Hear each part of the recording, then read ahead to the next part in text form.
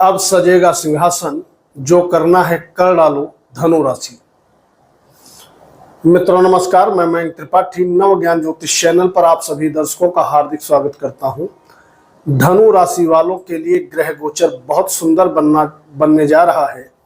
आपकी कुंडली में जो कारक प्लैनेट हैं काफी मजबूती से आपको शुभ फल देने के लिए तत्पर हैं। इसका लाभ कहीं न कहीं आपको निश्चित तौर पे मिलता हुआ दिखाई पड़ेगा।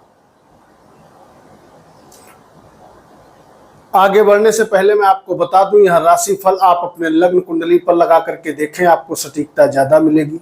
जिन लोगों के पास लग्न कुंडली नहीं है, उनको पता ही नहीं है, डेट ऑफ बर्थ वगैरह नहीं है, वो लोग अपने प्रचलित नाम के अनुसार या चंद्र राशि के अनुसार इस फलादेश को देखें। उसमें भी कहीं ना कहीं आपको सटीकता मिलते हुए दिखाई पड़ेगी। ध्यान रखिएगा, राशि फल देखने के साथ साथ थोड़ा बहुत यदि आप उपाय भी करते हो तो आने वाला समय आपका सुनहरा हो सकता है और लाभ की मात्रा कई गुना ज्यादा बढ़ते हुए दिखाई पड़ेगी। वीडियो अच्छी लगे तो वीडियो को लाइक करके कमेंट बॉक्स में अपने इष्ट देवता का नाम या ओम गुरुवे नमः लिखना मत भूलिएगा।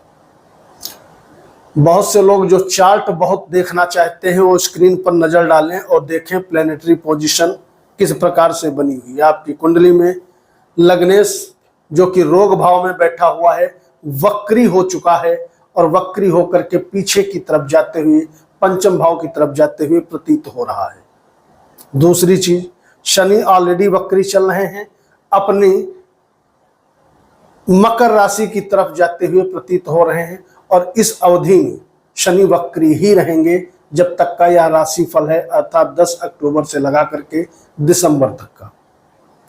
तीसरी चीज, आपकी कुंडली में 2 ग्रह नीच के होने जा रहे हैं, लेकिन एक ग्रह बहुत बढ़िया फल देगा। नीच का होने के बावजूद भी एक ग्रह बहुत बढ़िया फल नहीं दे पाएगा। मंगल नीच के हो जाएंगे 20 अक्टूबर को। उसके बाद ये फिर पीछे आ जाएंगे मिथुन राशि में, लेकिन पीछे बाद में ही आएंगे। आप ये मान के चलिए मंगल का फुल टाइम जो है गोचर नीच राशि में यानी कि अष्टम भाव में रहने वाला है। दूसरी चीज, सूर्य देवता नीच के होंगे, लेकिन नीच के होने के बावजूद भी बड़ा गजब का रिजल्ट देंगे सूर्य देवता। बच्चे भैया बुध देवता, तो बुध देव का जो गोचर है वो रहने वाला है आपके 12वें भाव में, यहीं पे वक्री मार्गी अस्त होते रहेंगे। और शुक्र देव ये गोचर कर रहे हैं, शुरुआत में तो 12वें भाव में है, लेकिन तीसरे भाव तक का इनका गोचर जाने वाला है। ये है प्लैनेटरी पोजीशन। अब शुरू करते हैं राशि फल और जानकारी देंगे क्या क्या शुभ अशुभ फल मिलेंगे, क्या सावधानी बरतनी चाहिए। नौकरी करने वालों के लिए स्थिति ठीक ठाक बढ़िया बनी रहेगी, कहीं कोई दिक्कत नहीं है। कर्म भाव आपका किसी भी तरीके से प्रभावित नहीं है।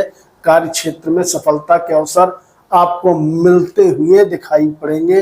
तो नौकरी करने वालों के लिए तो भैया खुशखबरी है, कोई दिक्कत वाली बात नहीं है। अब बात ये आती है जिन लोगों के पास जॉब नहीं है वो क्या करें। तो अगर आपकी धनु लग्न या धनु राशि है, नौकरी कर रहे हो, तब तो स्थिति अच्छी है, चाहे प्राइवेट हो या सरकारी। लेकिन नई जॉब अपॉर्चुनिटीज मिलते हुए अभी इस वक्त दिखाई नहीं पड़ रही हैं। इस चीज का कतई आप ध्यान रखिएगा। जहां लगे हो नौकरी करते रहो, कहीं कोई दिक्कत नहीं होगी। कहीं ना कहीं थोड़ा बहुत सहयोग बॉस उच्च अधिकारी आपका करते रहेंगे। व्यापारियों का व्यापार शानदार तरीके से चलेगा, कोई दिक्कत नहीं है।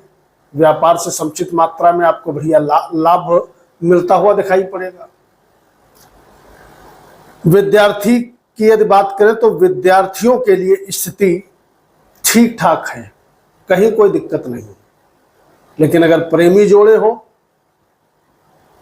तो प्रेम में सफलता की उम्मीद किसी भी धनु लग्न और धनु राशि वालों को अभी नहीं करनी चाहिए। 10 अक्टूबर के खास करके 20 अक्टूबर से लगा करके नवंबर दिसंबर तक प्रेम में बहुत बढ़िया रिस्पांस मिलता हुआ आपको नहीं दिखाई पड़ेगा, इस चीज का कतई ध्यान रखिएगा। और अगर आप पहले से किसी से प्रेम कर बैठे हो तो इस अवधि में आपसी सामंजस्य थोड़ा बना करके रखना, अन्यथा आपस में टकराव की स्थिति उत्पन्न हो जाएगी। इसके अलावा एक चीज के लिए जरूर मंगल का गोचर आपको फायदा दिलाएगा, वो है यात्राओं का।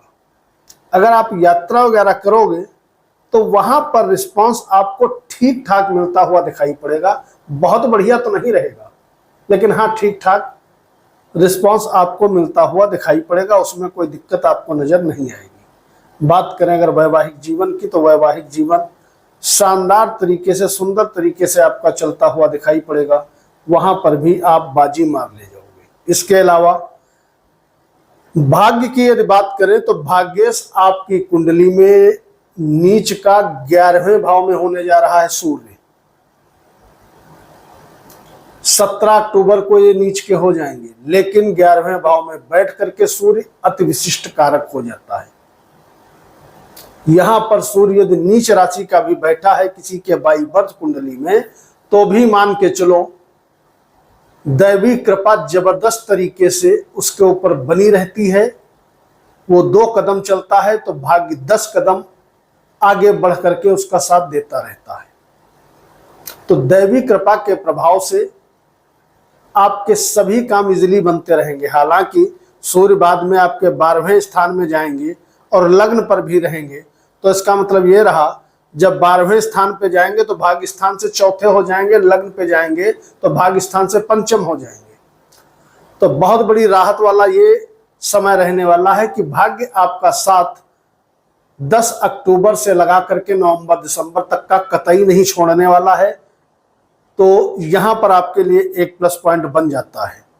हालांकि जब ये 12वें भाव में सूर्य देवता जाएंगे तो गुरु की 7वीं दृष्टि में आ जाएंगे, जिसके फलस्वरूप कहीं ना कहीं यात्राओं से और भाग्य से और भी ज्यादा आपको लाभ दिलाने का काम स्वयं आपके लग्नेश करने वाले हैं। इसके अलावा शनि ऑलरेडी वक्री हैं, पीछे की तरफ जाते हुए प्रतीत हो रहे हैं, पावरफुल स्थिति में हैं, तो आपको घबराना नहीं है। कहीं ना कहीं अधीनस्थ कर्मचारी जो आपके हैं, नौकर चाकर हैं या आपके छोटे भाई बहन हैं, वो भी आपकी थोड़ी बहुत सहायता जरूर करते हुए दिखाई पड़ेंगे आपके कार्य क्षेत्र में। तो इसका भी लाभ कहीं ना कहीं आपको मिलता हुआ दिखाई पड़ेगा। शेयर मार्केट में यदि पैसा वैसा लगाते हो तो सोच समझ के लगाना, वहां पर स्थिति बहुत बढ़िया नजर नहीं आ रही है।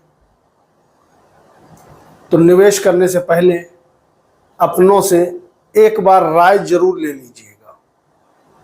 इसके अलावा जिन जातक के शत्रु बहुत ज्यादा हैं, उनके लिए तो स्थिति ठीक ठाक रहेगी।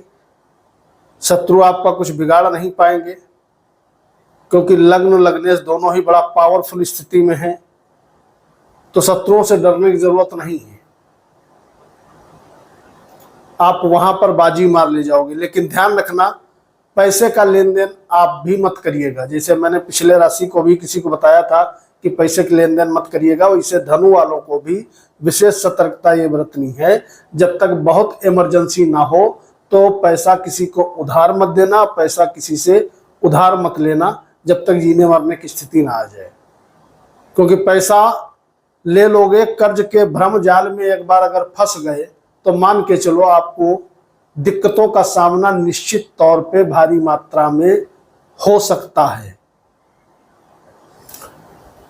इसके अलावा कहीं नई जगह पे यदि निवेश करना चाहते हो तो आपको अभी धैर्य से काम लेना चाहिए। मेरी राय यही है कि यदि कोई साइड बिजनेस वगैरह करना चाहते हो या कहीं पर नया जगह पे निवेश करना चाहते हो तो इस समय को आप अवॉइड करिए। जहां पर लगे हैं, जो काम कर रहे हैं वो करते रहिए, क्योंकि नौकरी और व्यापार दोनों ही सफलता दिला रहा है। तो नए जगह पे हाथ पैर मारना आपके लिए व्यर्थ होगा। आमदनी की बात करें और धन की यदि बात करें तो आपकी कुंडली में मैंने बताया 1 महीना आपकी कुंडली में सूर्य मेहरबान रहेगा, भाग्य का मालिक होकर के नीच का जरूर बैठेगा, तो पैसा तो ये जबरदस्त देगा। और जैसे ही सूर्य आगे बढ़ेगा तो आमदनी का मालिक आपके लग्न पे बैठ जाएगा केंद्र में, तब शुक्र आप पर मेहरबान हो जाएंगे। और फिर शुक्र लंबे समय तक का मेहरबान रहेंगे, क्योंकि लग्न पे बैठेंगे, उसके बाद अपने मित्र की राशि धन भाव में बैठेंगे, तो वहां से 4-10 का संबंध बना देंगे। उधर धनेश शनि ऑलरेडी वक्री है, गुरुदेव बृहस्पति भी वक्री है, तो भैया पैसा लगातार आएगा, पैसा आने से कोई ताकत रोक नहीं सकती, पैसा बचेगा भी। लेकिन कर्जा मत लेना, उधार किसी को पैसा गलती से मत देना। उपाय क्या करोगे?